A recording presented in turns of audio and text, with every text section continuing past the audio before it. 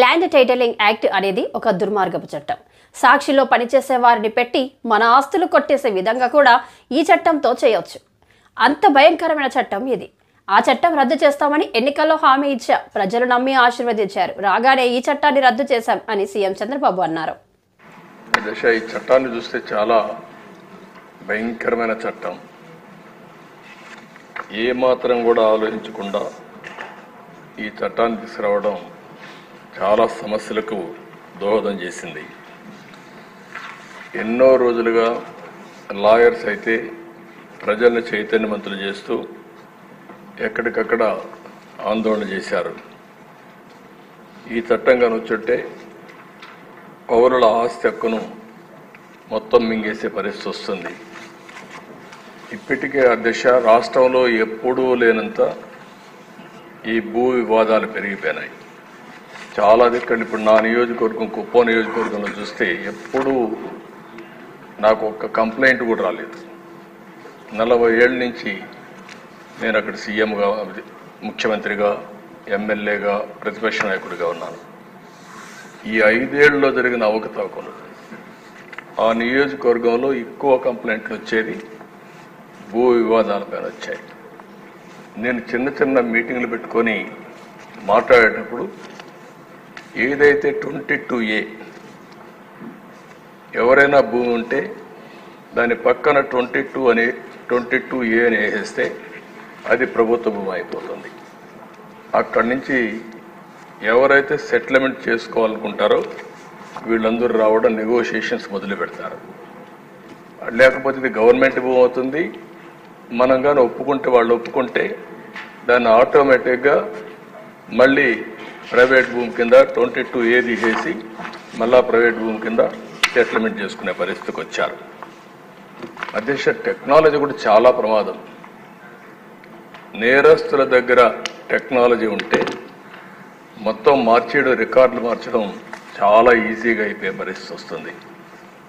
ఇప్పుడు దానికి తోడు మీరు చూస్తే అధ్యక్ష, ఇటీవల కాలంలో ఇవన్నీ కూడా సెంటిమెంట్స్ ఉంటాయి. భూమి అనేది తరతరాలుగా వారసత్వ ప్రకారం వస్తుంది. మా తాత, మా ముత్తాత ఇచ్చిన భూములు ఇప్పుడు కూడా మాకు వస్తూ ఉంటాయి ఆ కుటుంబానికి. అలాంటి భూమిలో పట్టాదారు పాస్ పుస్తకాలు ఇవ్వడం ఆనవాయితీగా పెట్టుకుంటాం.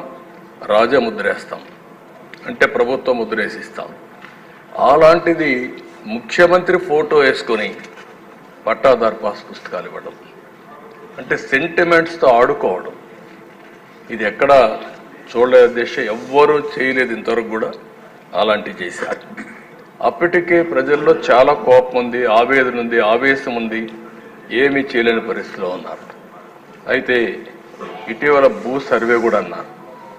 ఈ భూ సర్వే కూడా దిశ మొత్తం సెటిల్మెంట్ చేస్తామనే ఉద్దేశంతో చేసి డబ్బులైతే ఖర్చు పెట్టి ఎక్కడికక్కడ వివాదాలు పెంచారు, కానీ ఎక్కడా వివాదాలు తగ్గించే పరిస్థితి లేదు. దాని పేరు కూడా నేను చాలా స్పష్టంగా చెప్పాను. హోల్డ్ చేశాం, స్టే చేశాం. ఇవన్నీ క్షుణ్ణంగా స్టడీ చేసిన తర్వాతనే చేస్తామని చాలా స్పష్టంగా హామీ ఇచ్చాం. అధ్యక్ష, ఈ చట్టం వల్ల పౌరుల ఆస్తి మొత్తం లాగేసే పరిస్థితి వస్తుంది. అంటే ఇంకా రాను ఇందులో మీరు చూస్తే అధ్యక్ష, వెరీ ఇంట్రెస్టింగ్. నేను అన్ని మీటింగుల్లో మాట్లాడాను. కనీసం ఒక్క మాట మేము ఇది చెయ్యము, ఇది ఉద్దేశం లేదని ఒక్క మాట చెప్పలేదు. అంటే ఇందులో చూస్తే భూ వివాదంలో 533 సివిల్ కోర్టు అధికారాలని సెక్షన్ 335 నిషేధిస్తుంది. అంటే ఇంక అధికారం లేదు. ఎక్కడికి పోవాలి? నేరుగా హైకోర్టుకి వెళ్ళాలి. ఎంతమంది హైకోర్టుకి వెళ్ళగలుగుతారు? అంటే ఇక్కడ ఏ విధంగా పెట్టారో మనకు దీన్ని బట్టి అర్థమవుతుంది. ఇంకొక పక్క ఏ వ్యక్తినైనా ల్యాండ్ టైటిలింగ్ ఆఫీసర్గా నియమించుకోవచ్చు 5(1). అంటే ఇప్పటికే మనం చూస్తున్న సాక్షిలో పనిచేసే వాళ్ళందరినీ తీసుకొచ్చి ప్రభుత్వాన్ని పెట్టారు. రేపు కూడా వీళ్ళ గుమస్తాలు మొత్తం తీసుకొచ్చి ఇక్కడ పెట్టేస్తారు. వాళ్ళ గుమస్తాలు పెడితే మన జాతకాలు వాళ్ళు రాస్తారు. ఏమవుతుంది అధ్యక్ష? అదే రికార్డు మీరు ఒకసారి చూస్తే